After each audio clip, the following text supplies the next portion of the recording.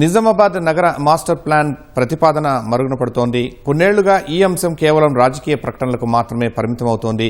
BRS హయాంలో 2019లో master plan రూపొందించారు. ఆ ప్రణాళికను ప్రభుత్వానికి పంపించి 3 ఏళ్లు గడుస్తున్నా ఆమోదం లభించడం లేదు. అప్పుడు రూపొందించిన బృహత్తర ప్రణాళిక రాజకీయ నేతలు, వ్యాపారులకు మేలు జరిగేలా ఉందని స్థానికులు ఆరోపిస్తున్నారు. కాంగ్రెస్ సర్కారు స్పందించి నగరం సమగ్రంగా అభివృద్ధి చెందేలా మాస్టర్ ప్లాన్ తయారు చేసి ఆమోదించాలని విజ్ఞప్తి చేస్తున్నారు.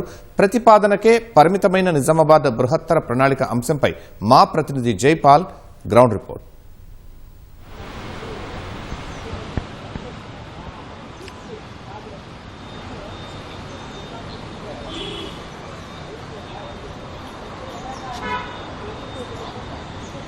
శర్మ, పేరు గొప్ప ఊరు దిబ్బలా మారింది నిజామాబాద్ నగర పరిస్థితి. నిజామాబాద్ నగరానికి మాస్టర్ ప్లాన్ లేకపోవడంతో నగరము అభివృద్ధికి నోచుకోవడం లేదు. వాస్తవంగా మాస్టర్ ప్లాన్ అమల్లోకి వస్తే కేంద్ర రాష్ట్ర ప్రభుత్వాల నుంచి పెద్ద ఎత్తున నిధులు మంజూరు అవుతాయి. గ్రీన్ ల్యాండ్ ఎక్కడ ఉండాలి, రోడ్లు, అంతర్గత రోడ్లు ఎలా విస్తరించాలి, అదేవిధంగా వ్యవసాయ బావులు ఎంత మేర ఉండాలి, కూడళ్లు ఏ విధంగా నిర్ణయించాలి అనేది ఈ మాస్టర్ ప్లాన్లో ఉంటుంది. అందుకోసమే 1974 సంవత్సరంలో గత ప్రభుత్వం మాస్టర్ ప్లాన్ రూపొందించింది. అప్పుడు పెద్ద ఎత్తున వ్యతిరేకత రావడంతో మాస్టర్ ప్లాన్ అమల్లోకి రాలేదు. రాజకీయ కారణంతో కూడా ఇది అమల్లోకి రాలేదని చెప్పేసి అయితే స్థానికులు చెప్తున్నారు. ఆ తర్వాత 2019 సంవత్సరంలో బీఆర్ఎస్ అధికారంలోకి వచ్చింది. బీఆర్ఎస్ అధికారంలోకి వచ్చిన తర్వాత కొత్త మాస్టర్ ప్లాన్ రూపొందించింది. ఆ తర్వాత అప్పుడు కూడా మాస్టర్ ప్లాన్లకు మంటలు రగులుకున్నాయి. పెద్ద ఎత్తున ప్రజలు వ్యతిరేకించారు.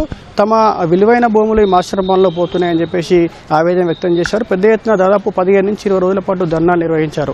దీంతో వారందరి నుంచి కూడా అప్పటి ప్రభుత్వం ప్రజల నుంచి అభ్యంతరాలు స్వీకరించింది. అభ్యంతరాలు స్వీకరించిన తర్వాత మాస్టర్ ప్లాన్ రూపొందించి DTCPకి పంపించింది. అయితే అప్పుడు కూడా మాస్టర్ ప్లాన్ అమల్లోకి నోచుకోలేదు. ఆ తర్వాత 2023లో కూడా నుడా పరిధిలోని దాదాపు 73 గ్రామాలు కలుపుకొని మాస్టర్ ప్లాన్ రూపొందించారు. ఈ మాస్టర్ ప్లాన్లో దాదాపు నిజామాబాద్ నగరంలోని 60 డివిజన్లు, 9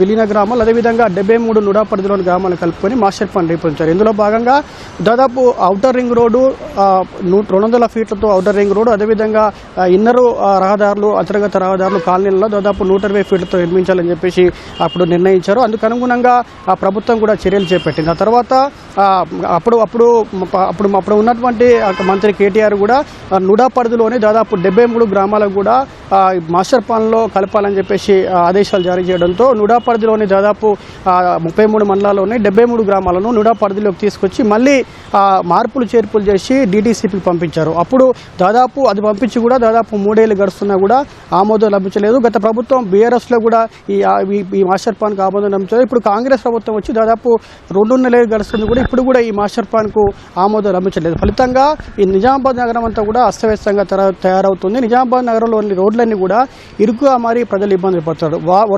వర్షం వస్తే చాలా మంది లోతట్టు ప్రాంతాల ప్రజలందరూ కూడా తీవ్ర ఇబ్బందులు పడుతున్నారు. కొన్నిసార్లు ఇళ్లలోకి నీరు చోయి పునరావాస కేంద్రాలకు పోవాల్సిన పరిస్థితి వస్తుంది. అయితే ప్రభుత్వము ఈ మాస్టర్ ప్లాన్కు అమలు కోసం చర్యలు చేపట్టాల్సిన అవసరం ఉందని చెప్పేసి స్థానికులు కోరుతా ఉన్నారు. గత ప్రభుత్వంలో చేపట్టినటువంటి మాస్టర్ ప్లాన్ ఏదైతే ఉందో సామాన్యులకు మేలు చేసేలా ఆ మాస్టర్ ప్లాన్ అని చెప్పేసి వ్యాపారులు, అదేవిధంగా రాజకీయ నేతలకే మేలు జరిగేలా మాస్టర్ ప్లాన్ రూపొందించని చెప్పేసి ఇప్పటికి కూడా ఆరోపిస్తున్నారు. వారందరూ కూడా అంటే దాదాపు విలువైన భూములు మనకు కోల్పోతూ ఉన్నాయి. కానీ చాలామంది కూడా వ్యాపారులు, రాజకీయ నాయకులు వారంతా కూడా వాళ్ళ భూముల పక్కన పెళ్లి ఈ మాస్టర్ ప్లాన్లో రోడ్లు నిర్మించేలాగా ఈ మాస్టర్ ప్లాన్ రూపొందించారు.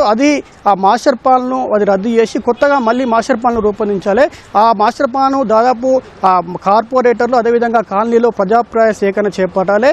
ప్రజాభిప్రాయ సేకరణ చేపట్టి ప్రజల అభిప్రాయాల మేరకు మాస్టర్ ప్లాన్ రూపొందించాలని చెప్పేసి అయితే మేధావులు, అదేవిధంగా స్థానిక కాలనీ వాసులు కూడా విజ్ఞప్తి చేస్తున్నారు. ప్రస్తుతం ఉన్నటువంటి నిజామాబాద్ నగరంలో PCC అధ్యక్షుడు కానీ తర్వాత కాంగ్రెస్ సంబంధించిన ఎమ్మెల్యేలు కూడా ఆ దిశగా చర్యలు చేపట్టాల్సిన అవసరం ఉందని చెప్పేసి కోరుతున్నారు. అదే ఇది 2005లో ఈ నిజామాబాద్ నగరము మున్సిపాలిటీగా ఏర్పడింది. అప్పటి నుంచి కూడా ఈ మున్సిపాలిటీ